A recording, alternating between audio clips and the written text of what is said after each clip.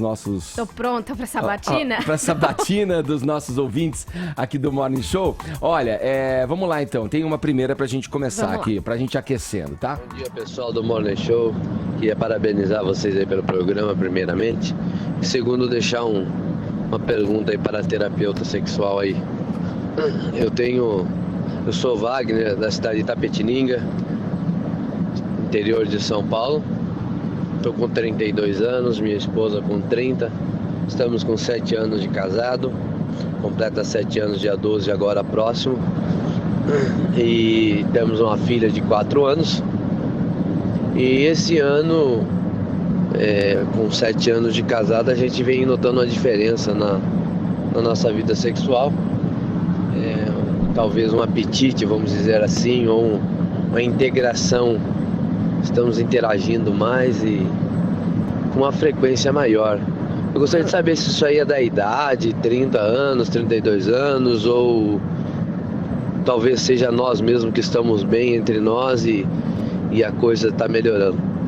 Um abraço aí, felicidades a todos vocês. Valeu, a pergunta do Wagner, você vê aqui. Não é um problema exatamente. Eu acho que como os nossos ouvintes, ao meio da frase ali, do depoimento deles, falam que é ser o contrário. Depois de 7 anos o nosso desempenho tá caindo e tal, Interessante, né? que eu também tô com 7 anos, eu queria... Depois você me passa o telefone Do desse Wagner, cara, você quer precisar falar com ele, né? Mas é interessante porque nem sempre acontece dessa forma, né? Mas num primeiro momento, às vezes a gente acha que a vida sexual flui naturalmente, que as coisas acontecem, né? Que é quase que instintivo. E não é bem assim, né? A vida sexual, de alguma forma, ela é aprendida, né? E tem pessoas que às vezes é mais natural, com determinada pessoa, encaixa mais, a afinidade já tá melhor. E tem outras que a gente tem que construir. Então pode ser que num primeiro momento, pra ele, essa afinidade não surgiu tão natural com ela. Às vezes eles não conseguiam conversar muito sobre o assunto, não conseguiam dizer o que gostavam, o que não gostavam. Aí depois veio o filho, às vezes dá uma caída na vida sexual, dá uma caída na libido. E agora, depois do filho, que passou a época de mais ou menos dormir, mais estresse, cansaço, eles talvez tenham conseguido ter maior intimidade. Então, conseguindo namorar de novo, voltaram a estar mais tempo juntos. Já tem mais intimidade pra dizer o que gosta e o que não gosta, já conhece mais um ao outro. E aí a vida sexual tá melhorando nesse sentido, né? Paulinha, mas uma dúvida, você tá colocando aí, assim, eu consigo entender que um casal de 7 anos tem esse desgaste e tudo mais, enfim, que a coisa fica meio morna. Mas quando no início já não rola química, dá pra construir isso? Então depende. Depende se essa química, por exemplo, é uma química meio zero, né? Ou seja, assim, nem o beijo encaixa, não é gostoso. Nossa, mas daí você vai começar uma coisa, então, não começa, né? Mas às vezes tem gente que acaba ficando junto, porque a pessoa tem todas as características que quer pra ter um relacionamento a longo prazo. Nossa, é muita racionalidade, então, não dá. Exato, aí a questão da seleção natural, né? Fica um pouco um ótimo reprodutor, vamos continuar essa relação. E tem gente que, na verdade, acaba ficando junto, a química não é das 10 melhores, já teve relacionamentos anteriores que eram muito mais quentes.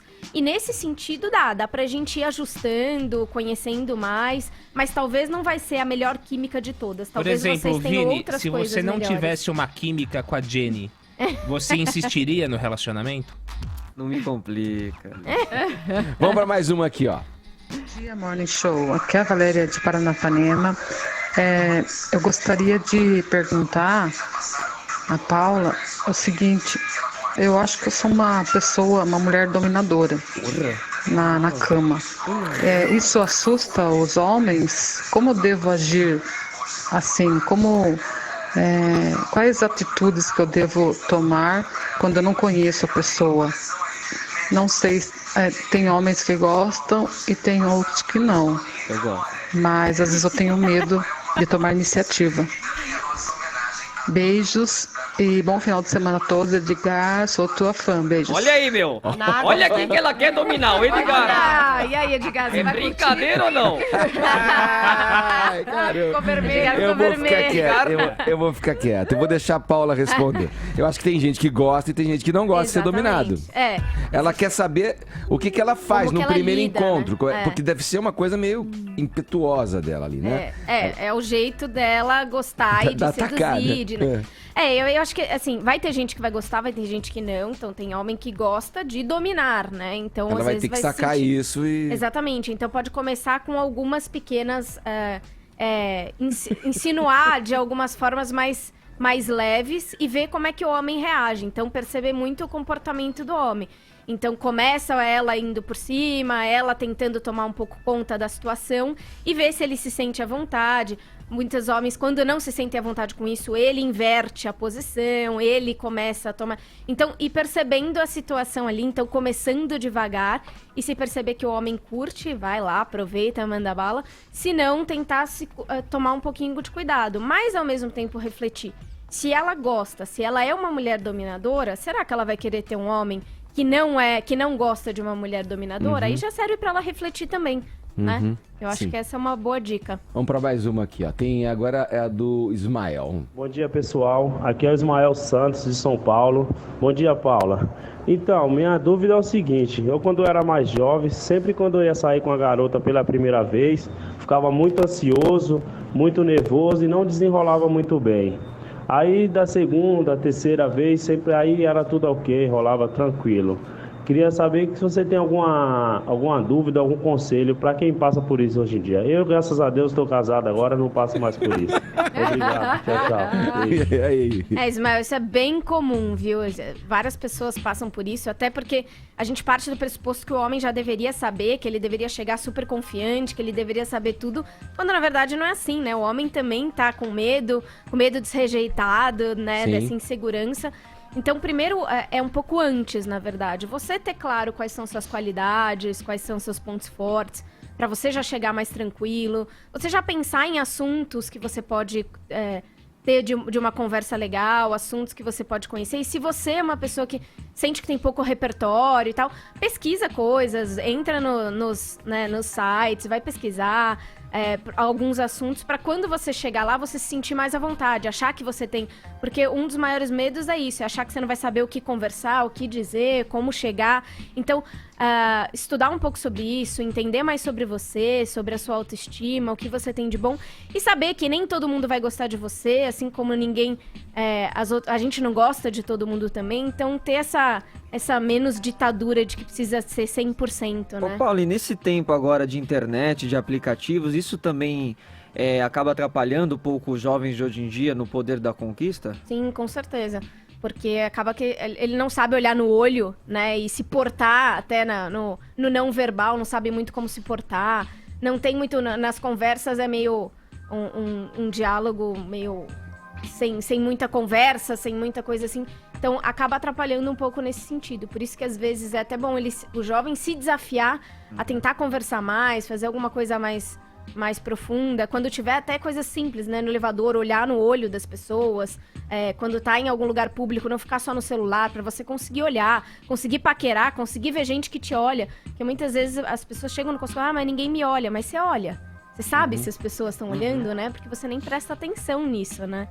Então, são desafios que a gente tem que fazer, porque senão a gente fica só nos aplicativos e não presta atenção no sentimento e no calor humano, né? Vai, Paulinha, o que você quer saber? Maca peruana, ostra, amendoim, catuaba, existe algum afrodisíaco que possa melhorar nosso apetite sexual? O primeiro que você falou? Maca peruana, eu ouvi a primeira vez isso essa semana. Tá bombando esse negócio? Tá. Porque então é isso. Eu ouvi, você nunca tinha ouvido falar nesse negócio? Adianta isso daí? Tem alguns desses que você falou seriam considerados afrodisíacos, mas que não interferem muito. A maca peruana, ela é como se fosse uma vitamina, né? Então, ela é usada mais para dar mais pique.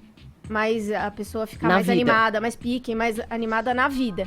E aí, como você fica mais animada, fica com mais disposição, muitas vezes algumas mulheres dizem ter uma maior libido. Então, tem várias pesquisas que estão sendo feitas com a maca peruana e mostrando alguns resultados interessantes nessa questão, principalmente de pique e de desejo. Desde que não seja outras coisas que estejam interferindo. Tanto a maca peruana quanto o Tribulus terrestris, que muitos homens acabam usando, porque ele é quase como uma testosterona meio endógena, né? Então também daria mais vitalidade, mais pique, mais energia nesse sentido, né? Do peru, hein? Eu tenho uma receita boa também. Genes terrestres. Genes terrestres, né? Ai. Acho que a gente pode encerrar com essa, né? Bom, assim, né? Tava indo tudo bem aqui. Paulinha, obrigado, viu? Pela tua participação aqui no Morning Show. Obrigada. Pra saber mais, entre no blog www.sexplicando.com e ótima sexta-feira pra todos.